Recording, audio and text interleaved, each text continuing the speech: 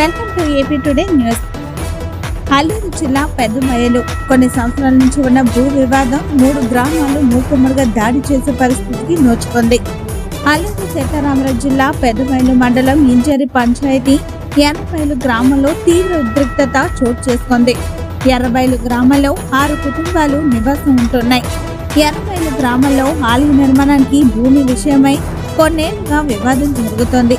ఈ నేపథ్యంలో తూలం, గొందుపల్లి, వనకరాయి గ్రామస్తులు మారణ ఆయుధాలతో ఎర్రబైలు గ్రామంపై దాడికి పాల్పడ్డారు.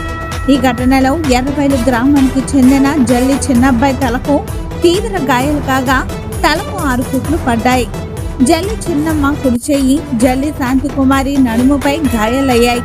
క్షతగాత్రులను 188 వాహనం ద్వారా పాడేరు జిల్లా ఆసుపత్రికి తరలించి వైద్య సేవలు అందిస్తున్నారు. పోలీసులు ఘటనా స్థలానికి చేరుకొని కేసు నమోదు చేసి దర్యాప్తు చేస్తున్నారు.